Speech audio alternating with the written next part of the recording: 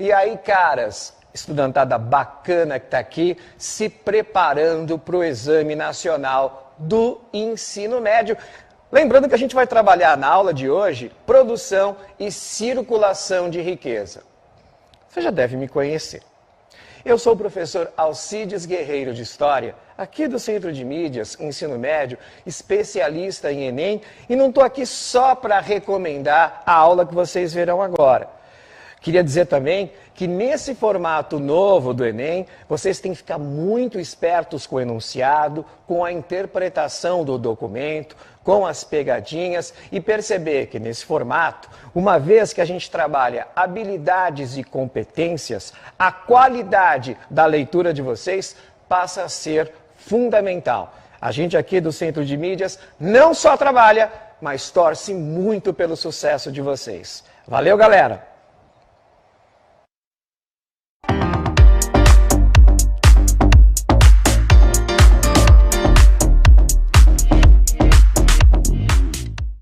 Olá, pessoal. Como vão vocês? Tudo bem? Estamos aqui de novo, sempre junto, viu? Torcendo muito por você, pelo seu sucesso e apostando que você está aí, ó, firme, forte, disciplinado e organizado nos estudos. Tá bom? Então vamos lá. Estamos aqui outra vez. Bom, para tratar ainda daquela competência de área 4, né? Habilidades 16, 17 e 18. Só que dessa vez a gente vai falar de produção e circulação de riquezas. Né? Como é que a produção, circulação de riquezas se organizou ao longo dos tempos, né? A gente está falando aqui, vamos lá, de produção de mercadorias e de transportes ao longo dos tempos. Tá bom? Depois a gente vê alguns exercícios, como é que isso aparece nas provas do vestibular, nas provas do Enem. Tá bom? Então vamos lá. Olha, na antiguidade, o que se tem? As civilizações da antiguidade oriental, que obviamente se relacionavam com as civilizações do Extremo Oriente. Lembre-se que Egito, Mesopotâmia, Fenícia, Palestina eram civilizações mais no Oriente Próximo, o Egito no Nordeste da África, não é isso? Mas a civilização indiana, chinesa, que estão lá no Extremo Oriente, já produzem mercadorias requintadíssimas, mercadorias refinadas, que chegavam até essas civilizações da Antiguidade Oriental, aqui do Oriente Próximo. Tá bom? E essa produção que se dava lá no Extremo Oriente, por exemplo, mercadorias chegavam por via terrestre, óbvio. Né? Naquela época, um território hostil, desértico, quase todo ele, desértico ou semidesértico, em rotas caravaneiras, né? Normalmente rotas que eram percorridas por camelos e cavalos. O grande destaque aí nessa coisa do transporte, da circulação de mercadorias, das civilizações do Oriente, o destaque é a civilização persa.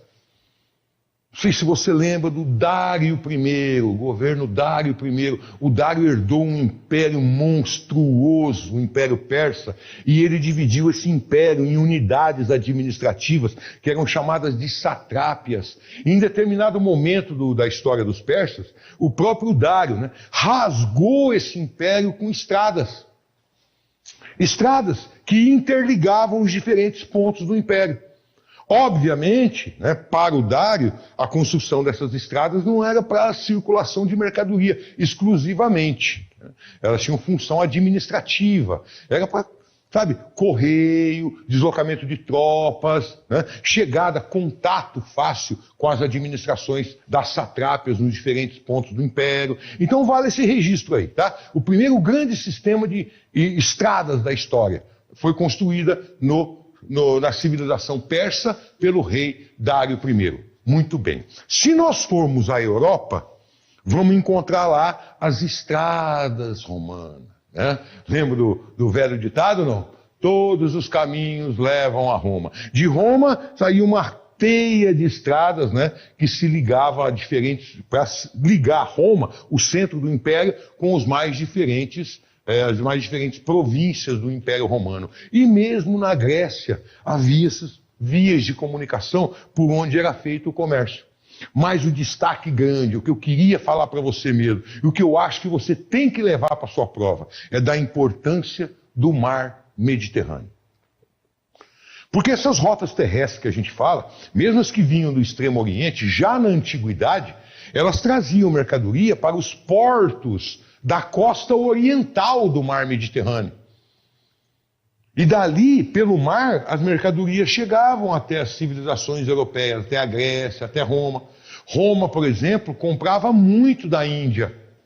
Imagine vocês que Roma comprava, por exemplo, animais. Sabe o circo, o pão e circo romano? Sim, aquele pão e circo, os animais do circo romano eram abastecidos com animais comprados na Ásia, muitos deles. Viu? Anão, para participar de eventos, né, do circo romano, eram comprados na Índia como escravos, viu? E o transporte, claro, né, ele é feito por terra, vias terrestres, até os portos do Mediterrâneo Oriental, costa do Egito, da Fenícia, da Palestina, tá? E daí para Roma, daí para a Grécia. Por falar em Fenícia, quero chamar a sua atenção e te lembrar que a antiga Fenícia tinha o seu território quase todo na região do atual Líbano. Nosso abraço para o Líbano, né, gente? Um abraço para todos os libaneses do Brasil, para todos os libaneses do mundo, a nossa solidariedade para vocês, viu? E aquele território do Líbano, grande produtor de tecido, artigos de luxo, vidro, a púrpura, a cor púrpura de tecido é uma invenção dos fenícios. E por que eu estou chamando a atenção dos fenícios? Território que hoje compreende que está onde está localizado hoje uma nação, um país chamado Líbano. Por que eu estou me referindo aos fenícios? Os primeiros grandes comerciantes do mar da história. Lembra que os fenícios foram os primeiros grandes colonizadores da história. E fundaram colônias para quê? Para servir de entrepostos comerciais. Onde? Na costa do mar Mediterrâneo. Por onde navegavam os fenícios para fazer comércio? No mar Mediterrâneo. A Fenícia está localizada onde? No litoral do mar Mediterrâneo. De onde saem os navios fenícios para venderem suas colônias? Mar Mediterrâneo. Para quem vendem os fenícios? Para gregos, para romanos, para egípcios. Em quais portos? Portos situados no mar Mediterrâneo. Veja a importância do mar Mediterrâneo para o comércio da antiguidade.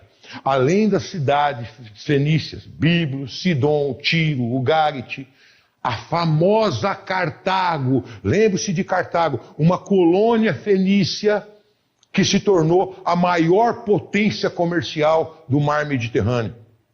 A grande Cartago. Roma, para crescer, precisou destruir Cartago. Roma, para poder controlar o comércio no mar Mediterrâneo, precisou destruir, tripudiar em Cartago. Lembre-se disso.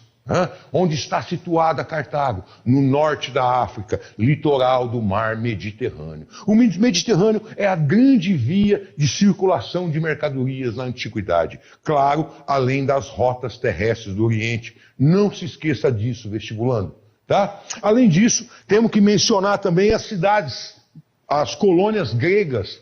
Lembra que em determinado momento da história da Grécia, os gregos fundaram colônias também.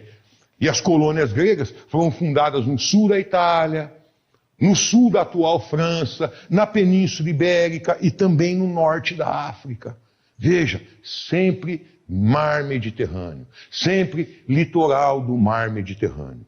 Isso são vias de transporte, isso é circulação de mercadoria na antiguidade. Grandes produtores de mercadoria, as civilizações todas. Então, por exemplo, o papiro egípcio é negociado pelos fenícios, né? Pelos comerciantes de Biblos, cidade da Fenícia. Comerciantes de Biblos vendiam o papiro egípcio, daí o nome Bíblia. Bíblia, o papel egípcio que é vendido pelos fenícios. Tá bom? Muito bem. Aqui estão, olha, algumas rotas, veja aqui. Oriente, olha lá, China, Índia. Viu aqui? Olha só. China, grande área, grande produtora de mercadoria. Índia, outra área, grande produtora de mercadoria. O Oriente Médio, olha lá. Aqui, Constantinopla, grande centro distribuidor de mercadoria desde a antiguidade. Constantinopla, atual capital da Turquia. Antioquia, Damasco, Tiro é uma cidade fenícia. Olha aqui. Vendo? Aqui fica Cartago, ó. Aqui. Tá? Roma e a Grécia. Muito bem. Está aqui, né, mais um mapinha, né, mostrando as vias, as rotas de comércio marítima dos comerciantes da Fenícia na Antiguidade. Sempre, mais uma vez, de novo, gente, Mar Mediterrâneo, grande centro de transação, fluxo de mercadoria na história da Antiguidade. Pois bem, Idade Média, o que se tem? Você já sabe que a Idade Média, na alta Idade Média, né, o comércio ficou estagnado. A Europa se fechou.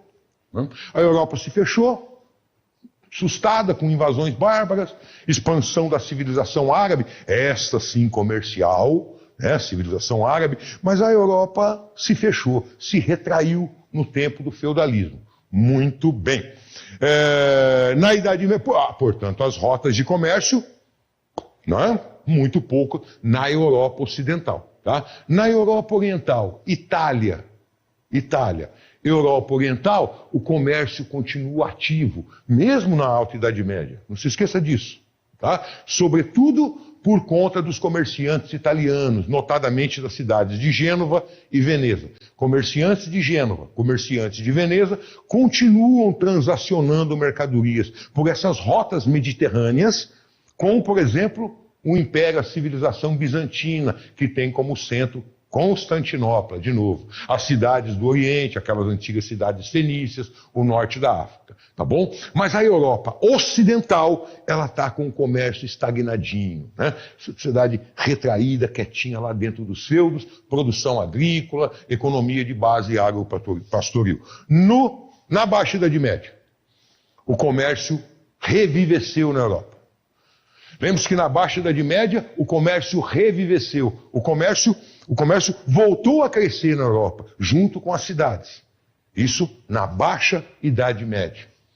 E depois de um movimento conhecido como Cruzadas, você lembra disso certamente, aqueles movimentos, né? Aquelas expedições militares, religiosas, quase sempre convocadas por papas, reis ou nobres, que iam até o Oriente, inicialmente, em princípio, para libertar Jerusalém do domínio muçulmano.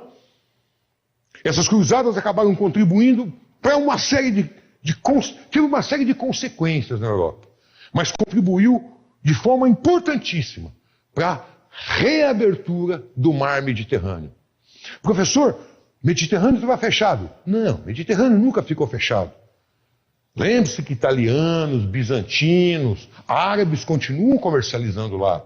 A Europa Ocidental é que não ia lá. As cruzadas vão reabrir o mar Mediterrâneo. A Europa voltava a transacionar mercadoria pelo mar Mediterrâneo. Transacionar com quem? Com as civilizações, os povos, os centros produtores de mercadoria e os centros comerciais do Extremo Oriente, China, do Extremo Oriente, Índia, do Oriente Médio, Pérsia, do Oriente Próximo, as antigas civilizações que a gente já viu da Antiguidade e a civilização árabe e bizantina.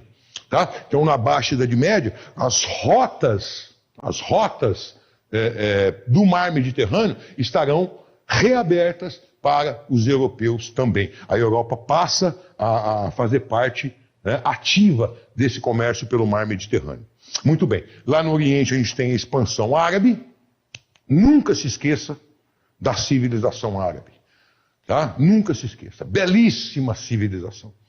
E suas rotas de comércio, difusão cultural, difusão de conhecimento, difusão de literatura, arte, enfim, e da religião muçulmana, né? O islamismo. Pois bem, Constantinopla continua sendo um centro ativo de comércio, dos mais importantes centros comerciais do mundo e os impérios e reinos do Oriente. Enquanto isso, senhoritas, a África. Lá na África, rotas terrestres interligavam grandes reinos africanos, como o reino de Gana, reino de Mali, Songhai, o Congo. Interligavam esses reinos com o norte do continente. No norte do continente africano, olha aqui, Há uma extensa rota de comércio controlada pelos árabes. A mercadoria, ouro, marfim e até escravos que saem desses reinos africanos, Songhai, Gana, Mali, Congo, aqui reino de Kush, desde a antiguidade, transacionam com os árabes. Professor, por isso que alguns países africanos hoje são muçulmanos. Sim, esse contato com os árabes na Idade Média. Essas rotas comerciais. Olha as rotas comerciais árabes até onde vão. Rotas terrestres de comércio. Vias de circulação de mercadoria que rasgam o mundo conhecido da Península Ibérica até os contrafortes da China. Aqui estão as famosas Rota da Seda, Rota das Especiarias. Seda vem da China, especiaria vem da Índia. Por rotas terrestres, os árabes trazem mercadoria e transacionam. Onde? Nos grandes centros comerciais do litoral do mar Mediterrâneo. E de novo está aqui a nossa querida Fenícia. Um abraço, povo do Líbano. Está aqui Jerusalém, Damasco, Antioquia, Constantinopla, Alexandria no Egito, Trípoli, grandes centros comerciais. E não se esqueçam, de novo, mais uma vez, os reinos e impérios africanos transacionam mercadorias com o norte da África. Cidades litorâneas do Mediterrâneo, do chamado Saara, aqui. Grandes cidades, de novo, na Idade Média, controlada pelos árabes. Enquanto isso, pouco mais adiante, Idade Média, abre-se o comércio aqui também para os europeus. Tá? Tá aqui, mapinha da África, gente. Aí, olha aí. Mapa da África com as rotas de comércio entre as grandes civilizações que se constituíram na África ao longo da Idade Média. Escravidão na África, Idade Média, tá? Nossa, professor, quer dizer que os africanos na Idade Média já usavam escravos. Escravidão é uma forma de trabalho que remonta à antiguidade, gente. Na verdade, está vinculada à origem das guerras, vamos lá. Tá bom? Então, toda a sociedade conheceu a instituição da escravidão. Só que, diferentemente da nossa escravidão, a escravidão moderna, capitalista, essa que foi adotada aqui no Brasil, por exemplo, não era uma escravidão seletiva. Viu? Ela não era seletiva. Ela não selecionava o ser humano que ia ser escravizado. É uma instituição, em alguns momentos, uma relação de trabalho, até normal.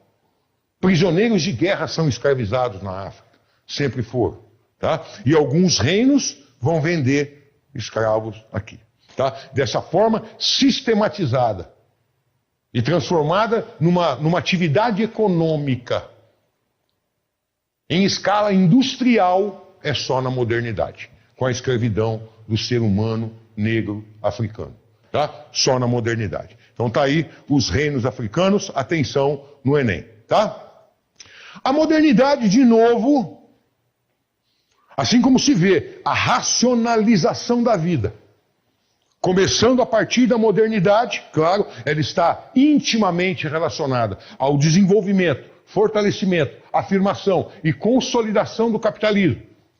Essa racionalização está intimamente ligada ao desenvolvimento, fortalecimento, afirmação e consolidação da burguesia como classe social em nível planetário, vai fazer uma grande revolução no início da Idade Moderna.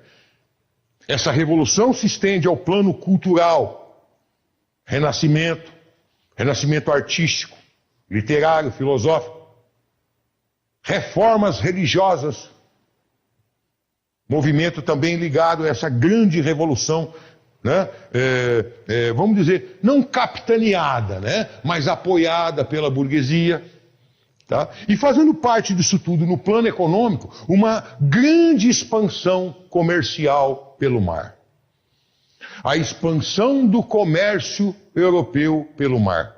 A expansão pelo mar do comércio europeu.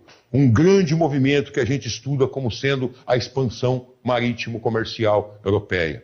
As grandes navegações que resultaram nos chamados grandes descobrimentos. a América, por exemplo, o Brasil. Contato dos europeus com povos africanos, pelo mar. Atenção, pelo mar. O europeu conquistando o litoral africano.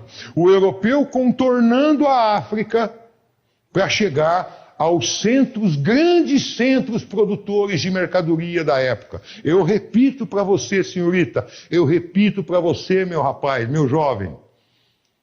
A Europa expandindo pelo mar, contornando o continente africano para chegar onde? Nos grandes centros produtores de mercadoria. Onde? No Oriente, Índia e China. Lá está a luz do mundo. A Europa que faz a expansão marítima é a Europa que acabou de sair da crise do século XIV. A Europa que faz expansão marítima é a Europa que acabou de vivenciar a peste negra, a Guerra dos 100 Anos, revoltas camponesas, crises de fome por mais de um século. Essa Europa vive na penumbra e o mundo brilha no Oriente. Civilizações persa, árabe, indiana, civilização chinesa. Por isso ir lá. Por isso abrir extensas rotas de comércio marítimo, vias de transporte, meios, vias de circulação de mercadoria do Oriente para o Ocidente, expansão marítimo-comercial. Aqui começa esse monstruoso processo de europeização do planeta.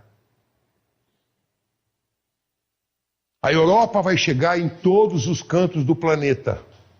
Em que sentido, professor? No plano do comércio, das mercadorias? Não, no plano da cultura, da língua, da religiosidade, dos hábitos, do costume. Não há hoje um canto do planeta onde não há elementos, valores, componentes da cultura europeia. Modelo, formas de organização política nascidas na Europa. Esse longo processo da modernidade, de europeização do mundo, começa com a expansão marítima do comércio europeu. Veja a circulação de mercadorias interferindo no processo de expansão até cultural dos europeus. Conquista do Brasil, conquista da América. Chegada à Índia.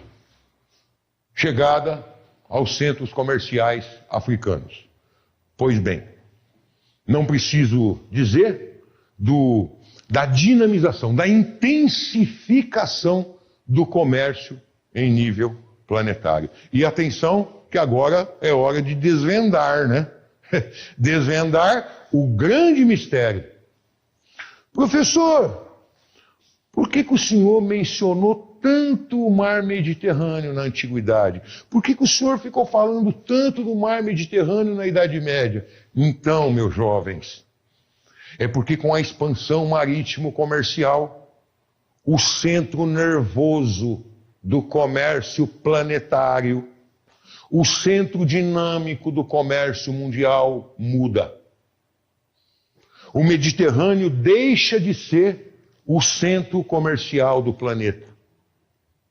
Esse centro comercial do planeta, das rotas, das vias de circulação de mercadoria, saem do Mediterrâneo e vão para o Atlântico. Navios que transacionavam pelo mar Mediterrâneo, agora vão transacionar mercadorias pelo Oceano Atlântico.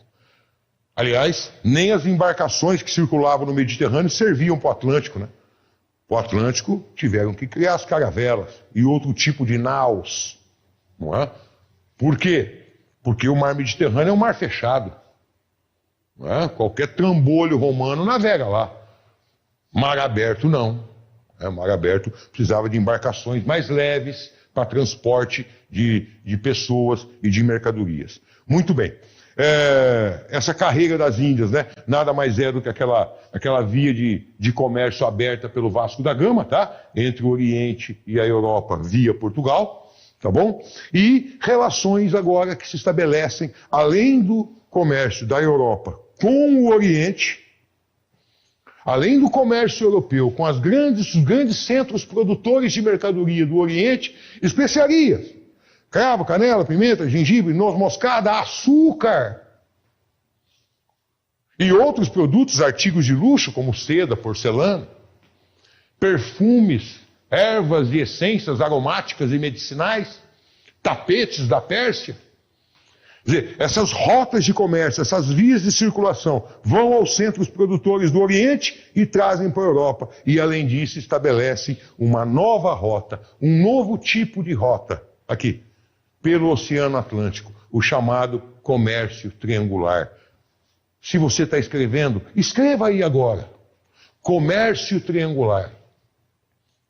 América, África, Europa. Duas regiões da América e uma da Europa. Isso é comércio triangular. Comércio que se estabelece entre as colônias americanas e a Europa. E às vezes passando pelo continente africano. Tá bom? Vamos lá, olha aqui. Olha aqui. Muito conhecido é esse comércio triangular aqui, ó, que acontecia entre as colônias inglesas da América do Norte. Atuais Estados Unidos da América, em que o rum produzido nas manufaturas dos colonos ingleses da América do Norte iam até a África, na Costa do Marfim, onde eram trocados por escravos. Esses escravos eram trocados por melaço nas colônias da América Central. Melaço é a matéria-prima do rum. Melaço que é levado até as manufaturas da América do Norte para ser produzido, onde se produzia rum. Parte desse rum é trocado com escravos na África, que serão trocados por rum na América Central. Desculpa, por melaço na América Central. Esse melaço, trocado por escravos na América Central, é a matéria-prima para a produção de rum. Da mesma forma, produtos manufaturados saem da Europa e vêm para a América do Norte. Assim como daqui saem peixes, cereais, madeira, comércio triangular. Aí, sal, frutas e vinho sai da Península Ibérica, por exemplo, para a Inglaterra. Uma outra forma de comércio triangular é o comércio que se estabelece entre as metrópoles europeias e as colônias americanas. No caso do Brasil, como é que funciona isso? No caso do Brasil, relação direta. O Brasil não produz para vender. O Brasil produz em função da metrópole. O Brasil assume uma função histórica. A colônia complementa a economia metropolitana. O comércio brasileiro no período colonial é um comércio de mão única. Ele vai até a nossa metrópole. Ele vai até Portugal. De lá para a Inglaterra. A partir de determinado momento. Mas a mercadoria produzida aqui, açúcar, tabaco, algodão, tabaco só no final, né? Algodão, açúcar, cacau, né? Drogas do sertão, pau-brasil. Sai daqui para a metrópole, da metrópole para outros reinos europeus. Tá? Pois bem, isso tudo muda muito, de novo, a partir da Revolução Industrial. Lembre-se da Revolução Industrial como o culminar daquele avanço técnico, tecnológico, racionalizado que começou no Renascimento e se definiu no século XVIII. A substituição da manufatura pela maquinofatura revolucionou a produção de mercadoria. Mercadoria agora é produzida em larga escala. Em larga escala. A maquinofatura produz num espaço de tempo muito menor e em quantidade muito maior. Agora, além de revolucionar a produção de mercadorias, a Revolução Industrial também revolucionou o sistema de transporte. Sistema de transportes e comunicação. E, evidentemente, tudo isso interfere diretamente na circulação de mercadorias. Mercadorias que antes eram transportadas em caravelas, em grandes naus à vela, agora serão transportadas por navios, por exemplo, movidos a motor de combustão interna, isso já no século XIX. Espaços geográficos são rasgados por ferrovias, inicialmente.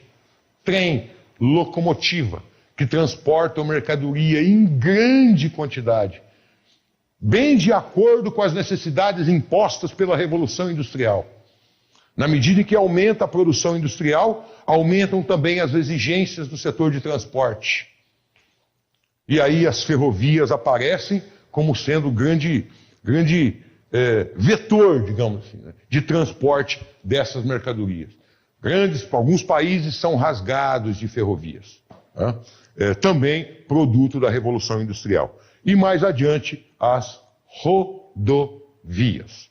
Isso já em meados do século XX, né, quando, como resultado do avanço da evolução da Revolução Industrial, multiplica-se, populariza-se o consumo do automóvel e do caminhão, que passa a ser usado como meio de transporte, é inserido nesse processo de circulação de mercadoria um novo meio, né? O meio automobilístico, o caminhão, por exemplo.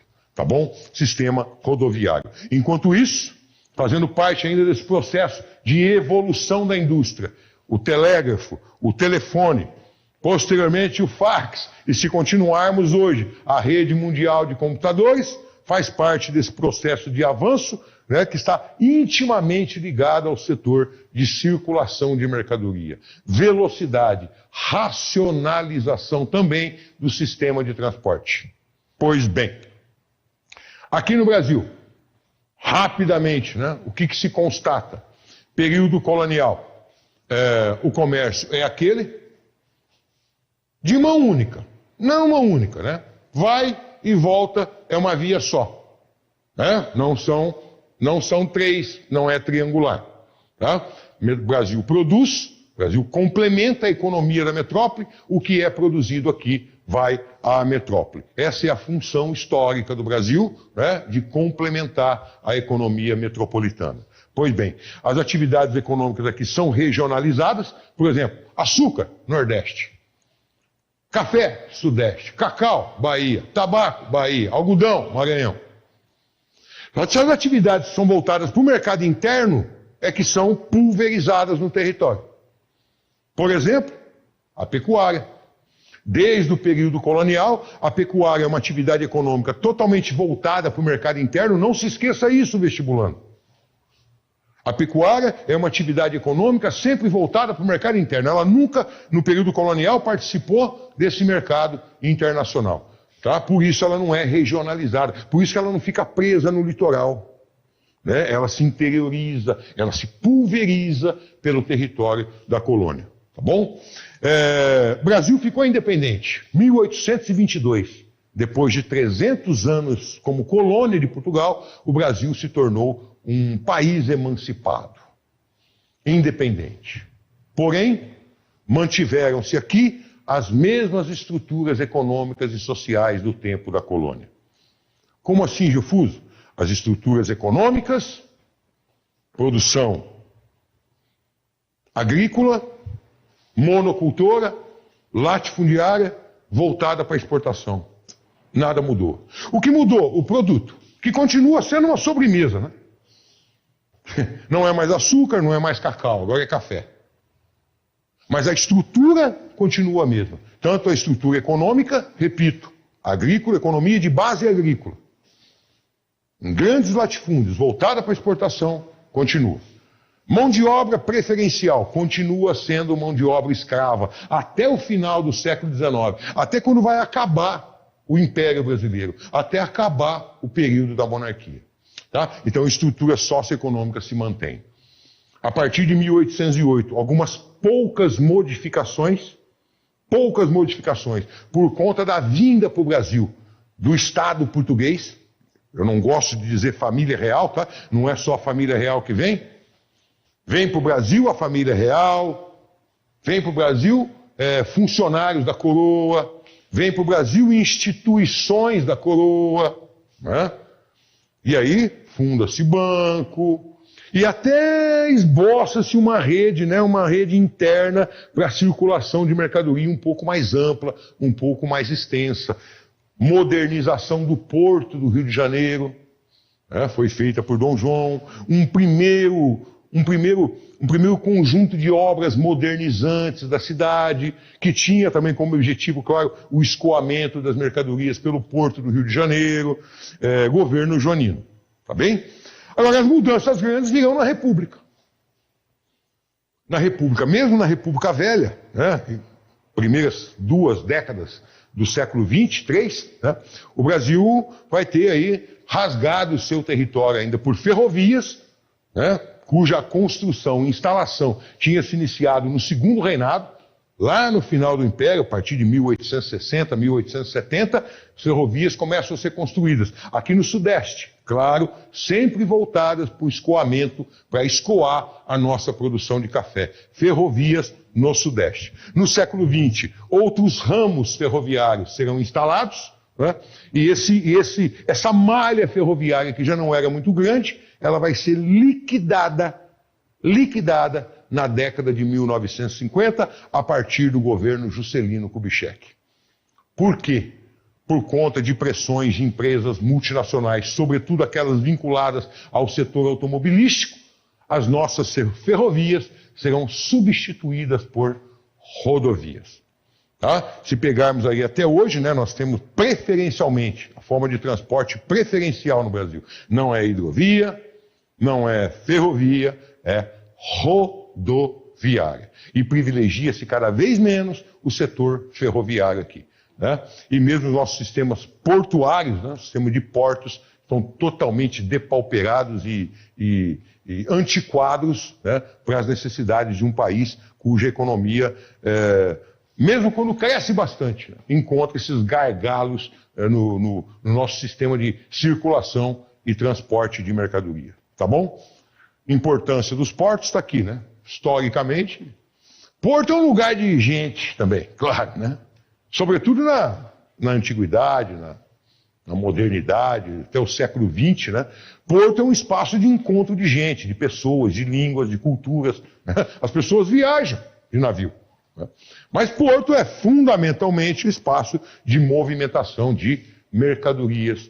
Guarde essa informação. Tá bom? Vamos dar uma olhadinha aí, gente, como é que... Olha os containers aí do porto, né? São containers para transporte de mercadoria por navios, né? Ó, transporte marítimo. Muito bem. Olha uma questão da Unesp. Olha só. O mapa do Império Romano na época de Augusto, tá aí, ó. Olha lá. Mapa do Império Romano, na época do Imperador Augusto, Augusto governou de 27 a 14. 27 a.C., 14 depois, é o primeiro imperador romano. Tá? O que esse mapa demonstra? Áreas ocupadas pelo Império Romano. Essa é a extensão, é a própria extensão do Império Romano à época do Augusto. Tá? Aqui, ó Cartago aqui. Aí. Cirenaica, Alexandria no Egito, enfim. O que esse mapa demonstra? A dificuldade das tropas romanas de avançar sobre territórios da África e a concentração dos domínios imperiais no continente europeu? Alguma coisa ligada a deslocamento de tropa aqui? Alguém está vendo? Vamos lá. Seguindo. A resistência do Egito e de Cartago, que conseguiram impedir o avanço romano sobre seus territórios? Egito foi conquistado por Roma, né? Bem ao tempo do Império, do Augusto, pouco antes. Né? A conformação do maior império da Antiguidade e a imposição do poder romano sobre os chineses e os indianos. Pô, China e Índia estão lá adiante, gente. A China e Índia estão lá. Né? Não há coloração no espaço chinês e indiano. Furado. A iminência de conflitos religiosos resultantes da tensão provocada pela conquista de Jerusalém pelos cristãos. Vamos voltar? Alguém está vendo Jerusalém aqui? Viu como é tranquilo, gente? Não tem Jerusalém aqui. Uma alternativa aí fala de deslocamento de tropas, não tem nada relacionado à guerra aqui, né? O que você vê? O mar Mediterrâneo com grandes cidades comerciais no entorno. Olha aí. Olha Cartago, olha Cirenaica, olha Alexandria, não é? Quer dizer, o mar Mediterrâneo como espaço de circulação de mercadorias, muito importante. A gente vai fazer mais um, dá tempo, ó. Olha lá. A longa presença dos povos árabes do norte da África, mesmo antes de Maomé, possibilitou uma interação cultural, um conhecimento das línguas e costumes, o que facilitou posteriormente a expansão do islamismo. Mencionamos isso. Lembra? A expansão árabe pelo norte da África e o contato da civilização, contato comercial da civilização árabe do norte da África com os reinos da África, né, central e da África, Gana, Mali, Songhai, Congo e etc., acabou difundindo a cultura árabe, inclusive a religião, o islamismo. Muito bem.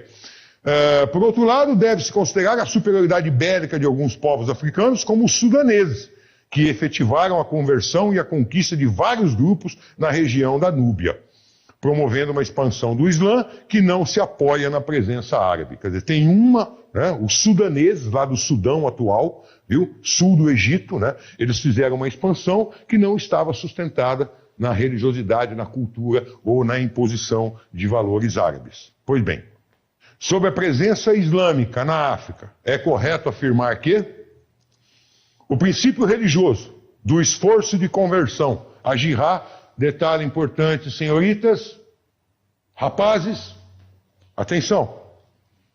O princípio religioso do esforço de conversão. Jihad significa esforço de conversão. Jihad é uma palavra árabe que significa esforço. Originalmente, segundo a religião, as tradições islâmicas, jihad significa esforço, empenho dos árabes para conquistar novos fiéis. Viu? Tá? Uma informação aí que eu acho importante. Depois vão utilizar a expressão como sinônimo de guerra santa, mas isso por interesses econômicos e políticos. Originalmente, no plano religioso, não esqueça isso, por favor. No plano religioso, jihad significa esforço de conversão. Tá bom? A jihad foi marcado pela violência no norte da África e pela aceitação do islamismo em todo o continente africano. Não é todo o continente africano que é arabizado e que é islamizado até hoje, né? Somente o norte da África e algumas regiões mais ao sul, tá bom? Vamos lá. Os processos de interação cultural entre árabes e africanos, como os propiciados pelas relações comerciais, são anteriores ao surgimento do islamismo? Eu não vou ficar aqui tomando o seu tempo não, né? Olha o que diz a alternativa B, gente. Os processos de interação cultural, de cultura, entre os árabes e os povos africanos, como os propiciados pelas relações comerciais, são anteriores ao surgimento do islamismo. Isso é verdade. Desde a antiguidade. Desde a antiguidade, os reinos africanos, lembra? Desde antes do surgimento do islamismo, né? Há uma relação entre árabes e reinos africanos.